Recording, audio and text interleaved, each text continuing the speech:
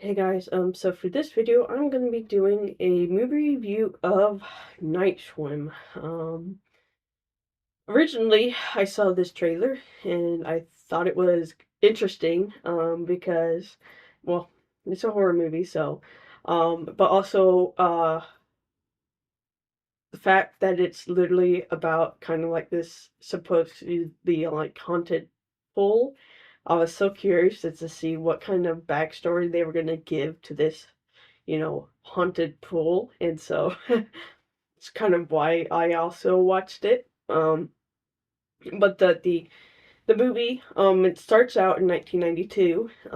There's this girl, who, she's she's in a room one night, and then she looks down, sees a boat, toy boat in the pool, and so she goes down to grab it. But she gets pulled in, but she was making me mad because of how many times she tries to get the goddamn fucking boat. Even when she gets pulled down, she gets pulled in because she has like the pool cleaner try to grab the boat, but something pulls her in, and she still tries to get the boat instead of just getting out of the pool, and she ends up dying, of course. So that's always a great start to the movie. So we're now in the present day. We're following this baseball player. I guess he's like sick, and so he had to retire from baseball, and his family is looking for a home to settle down. And they choose the haunted one because it has a pool, which the dude wants to use for his physical therapy. And, something you'll notice, like, right away almost, is the entire town is like water themed. So I think, they're on like close to a lake or something. The mascot is like a trout. Because that's what you want for your mascot. The sister ends up joining the swim team, but I think that was also just so that she can, push her together with this random dude. And then the mother's father, she mentions that he was, I guess, a soldier, who forced her to learn how to swim by almost drowning her, of course. Gotta love how, instead of just actually teaching them to swim, you almost kill them just so that we'll learn how to swim. But you see that later in the movie, she's a very good swimmer. She can hold her breath in the pool for quite a long time, which, once you learned, that, then it makes complete sense she's able to last that long in the pool. So, but anyways, while looking at the house, the dad sees a something floating in the pool and tries to grab it, the dumbass, and falls in.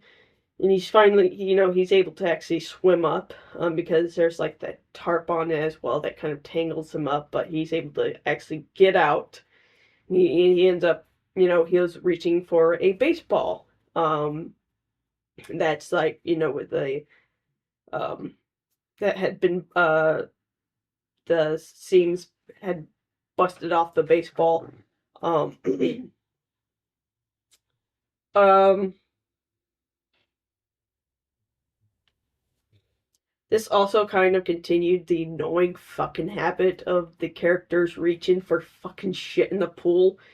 Oh my god, the number of times I want to smack these characters because they would, like, reach to the point of almost falling in, to try to get some shit in the pool. It's just making me mad. um, but yeah, while they're cleaning the pool to get it, up and running, he sticks his hand down the dark drain. So that's what you do, apparently. And of course, he gets this giant gash in his hand.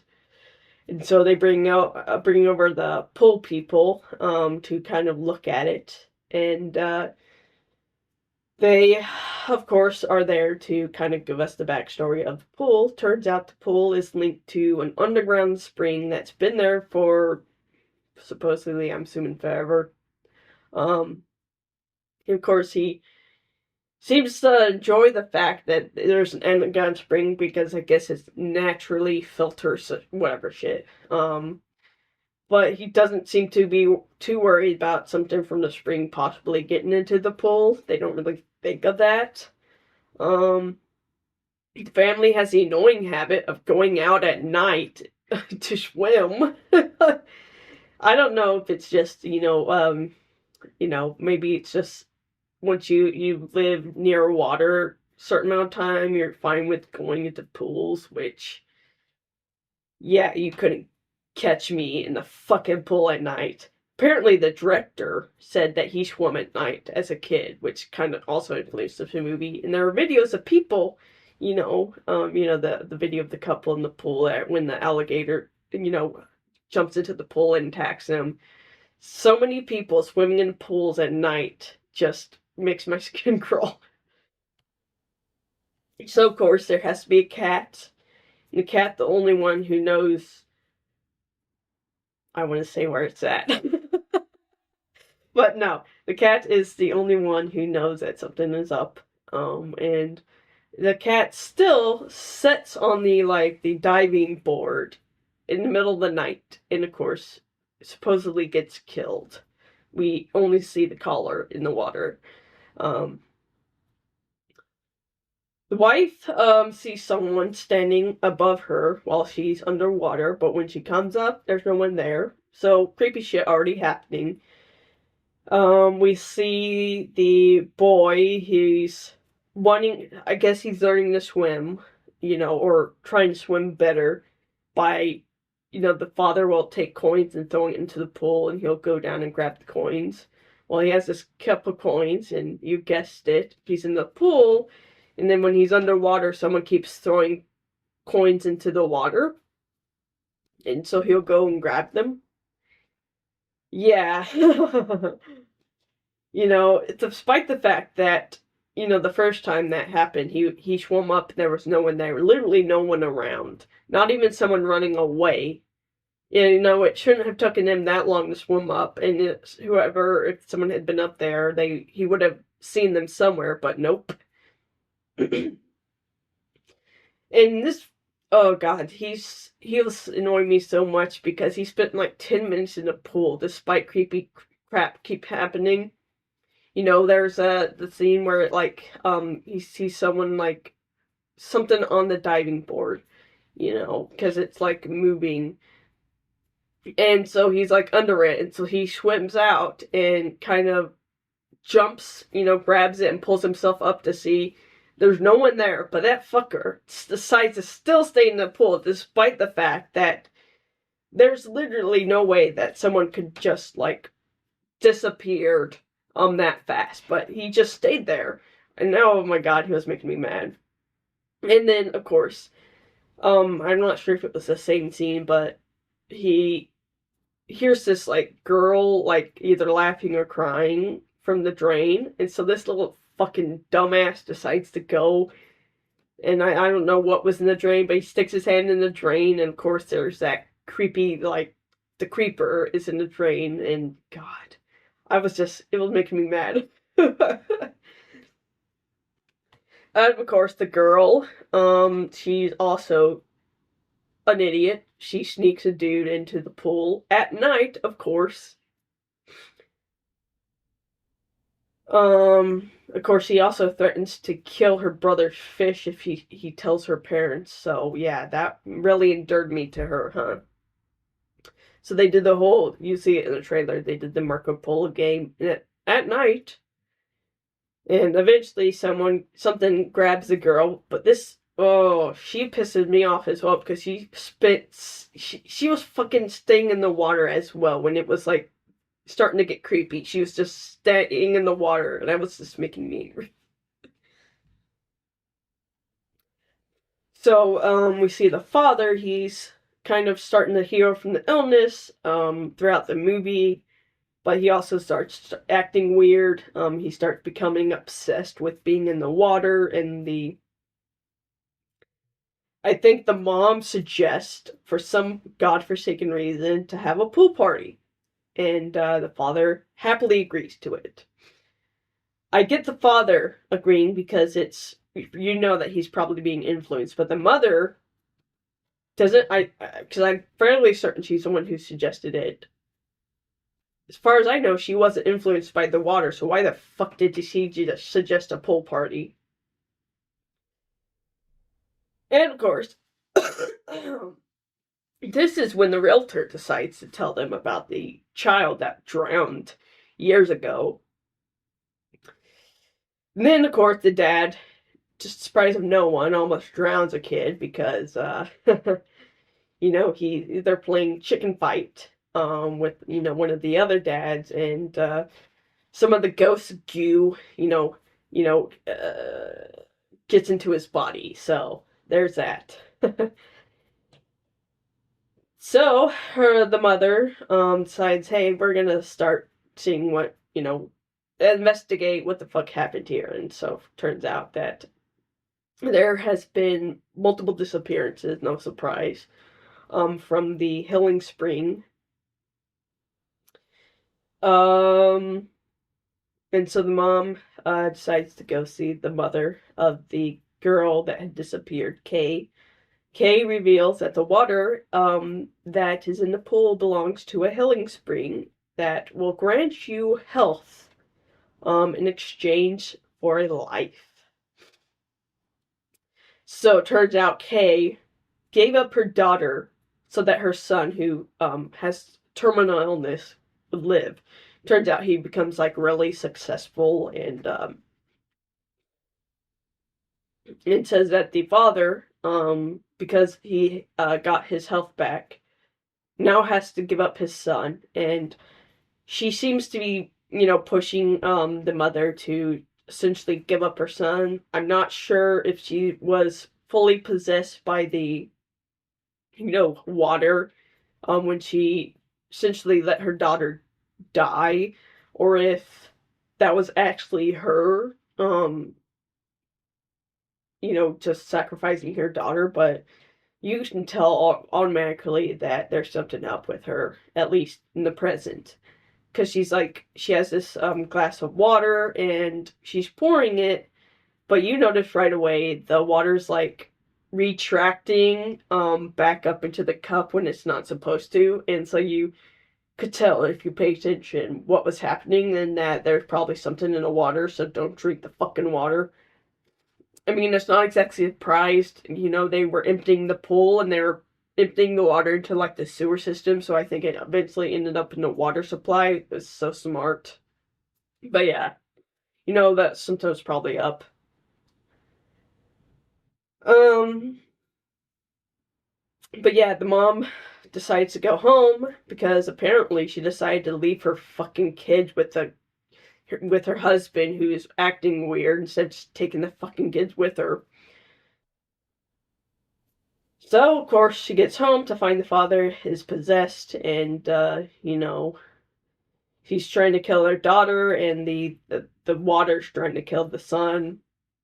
They pull him under, and, she has to jump in to save him, and, it was so funny because it was so obvious the actress had a dummy in her, she was carrying a dummy while she was swimming, so it was so stupid.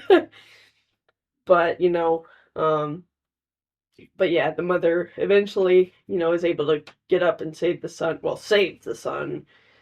She gets him up, but he's like, I think he's kind of like controlled by the water because she's doing like CPR, but he's not like reacting. Then the daughter, she takes a baseball bat and hits the father, I guess, to kind of cripple him, make him less volatile or whatever, make him less valuable to the water, whatever, or just kind of bring him back to his senses, I guess, kind of help him gain control of his own body again. But when he starts gaining control of the body, the water starts taking his son. So he eventually realizes that someone's going to have to pay for, his wish. And so he ultimately just sacrifices himself. He goes into the pool and, just lets the water, I guess, take him.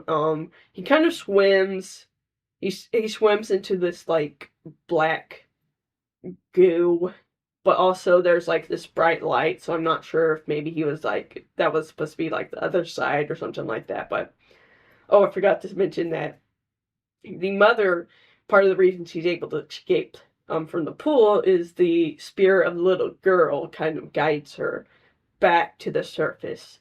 Um, because she was disoriented, or the spirits were kind of trying to trick her, but the spirit of the little girl was able to guide her back to the surface.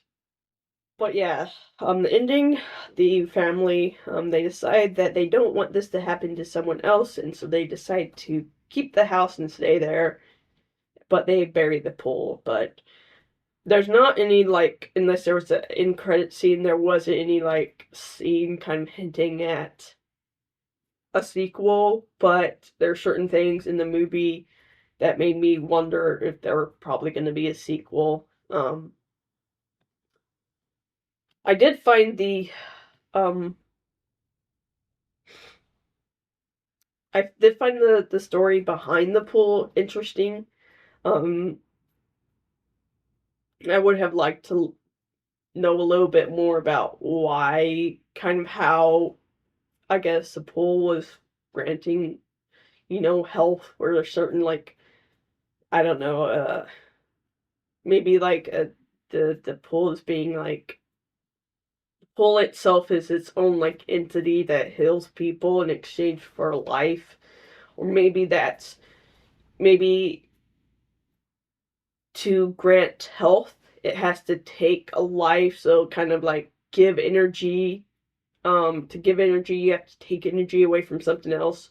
So I'm not sure. I think I would be interested in learning a little bit more about that. But the movie was suspenseful, but it got to the point that it made the characters look stupid. So they spent like 10 minutes. These characters were like 10-minute scenes where they're just creepy stuff kept happening, and they keep fucking staying in the water. And it was annoying me, because by a certain point, they any rational person would be getting out of the fucking water. And there wasn't anything that would indicating that something was influencing them to stay in the water. And like the father, you actually knew he was kind of being possessed. The others seemed to be very rational. They were just stupid. um, a lot of questions I had left by the end of the movie. The father, he got cut, in the pool when he stuck his hand down the drain. And then he eventually starts acting weird. The end of the movie, the daughter gets cut by a piece of glass that was, it was a cup containing the water. So obviously, um, does that mean that the water that was like in the cup, is it like now like tainted her, influenced her, because now they've both gotten cuts. So I wasn't sure if that was just coincidence. The little girl, is she still herself? She's just like dead in spirit. Because she does end up helping the mother escape the pool. The other spirits were kind of like grabbing onto her, or just trying to distract her, or prevent her from getting up there. So I wasn't sure if they're like asking for help. Maybe they're trying to, like, I don't know, trap her there with them. And if so, if the little girl is still herself, is a father there as well with the others? He's, also like, he has his own, like, he's not like part of the water now. He's still himself. So I wasn't sure. Of course, there's other openings in other places, because, well, it's a spring. We all know that there are multiple openings when it comes to like water. You usually always find some way to escape. Um, so are there other, lakes, other pools that have this water? So the pool hasn't really uh, uh gone back to sleep. if you will, because it mentions how the pool like woke up or something like that. But yeah. So if it ended up in the water because we see the water going out into like the sewers, does that mean the entire town is infected? Or is the water asleep now until another person comes along and makes a wish? The father almost drowned trying to get the ball at the beginning of the movie. The ball at the beginning of the movie has busted seams.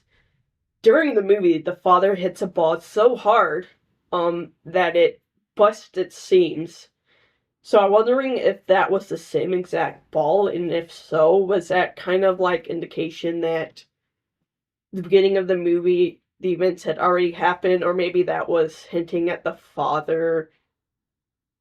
He's gonna be the one that's gonna die by the end of the movie because, you know, it's the baseball. You know, I don't know. I'm not sure if that was supposed to indicate that he's gonna die. And why did the cat have to fucking die? Because I'm fairly certain it did die. Why did the water, if the water only takes someone if you make a wish, why did the cat have to die?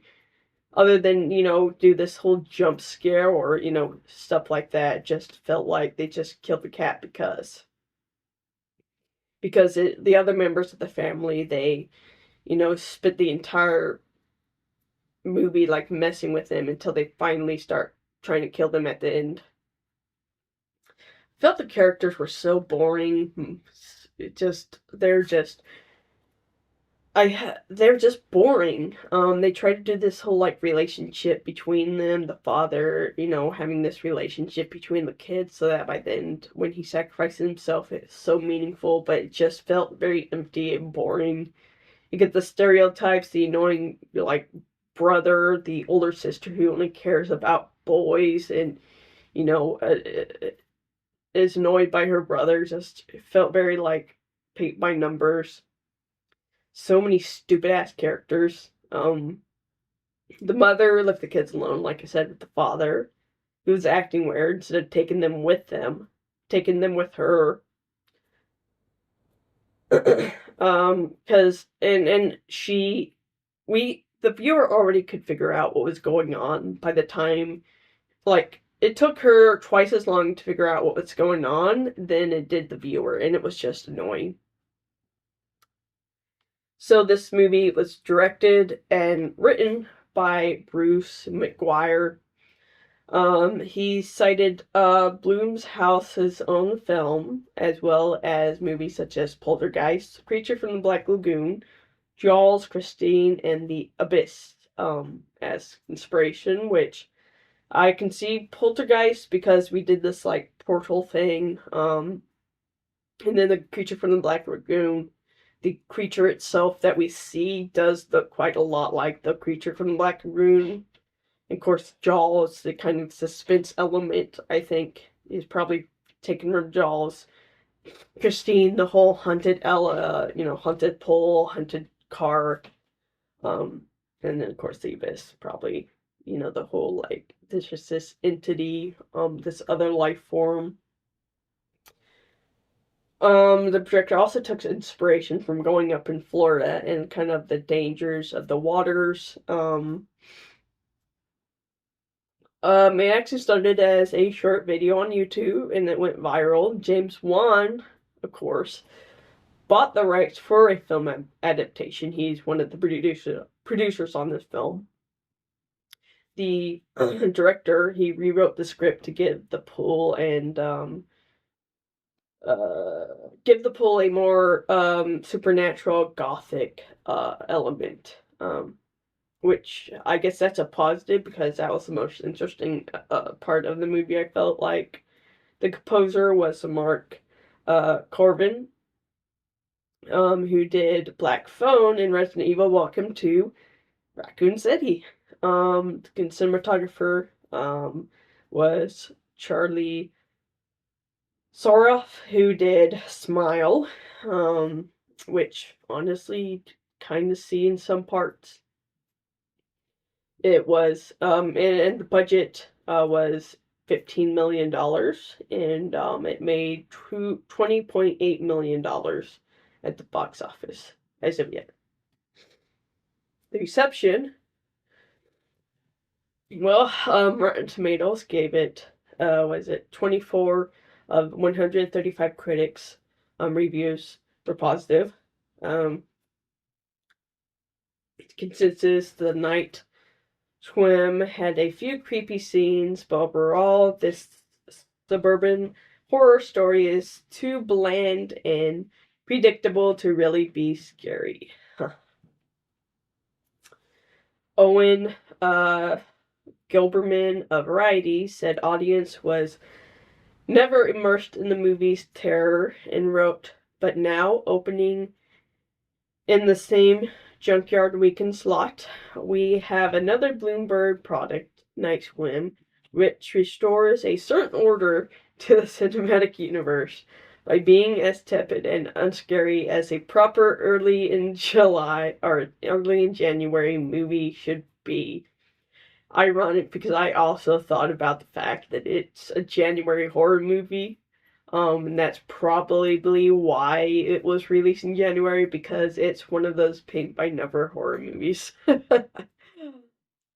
Frank Scheck of The Hollywood Reporter called the film the shallow end of the horror film pool and said despite the filmmaker's best efforts to drum up suspense via the usual jump scares, Night Swim turns out to be just as silly as it sounds. I mean, yeah, I just think the writing was not very good in this movie. It just didn't know how to really create suspense without overdoing it. So yeah, it's just. And Alyssa Wilkerson of the New York Times, she did give it a positive review.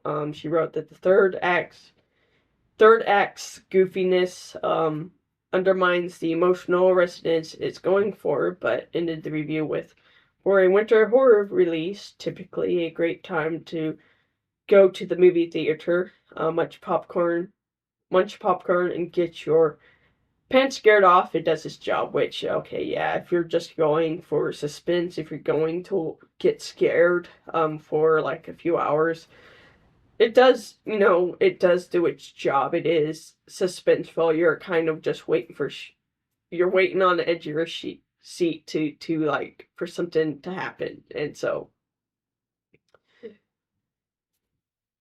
I guess don't go into this movie expecting a masterpiece. I'll just say that. So, but yeah, that was my review of Night Swim. It was okay.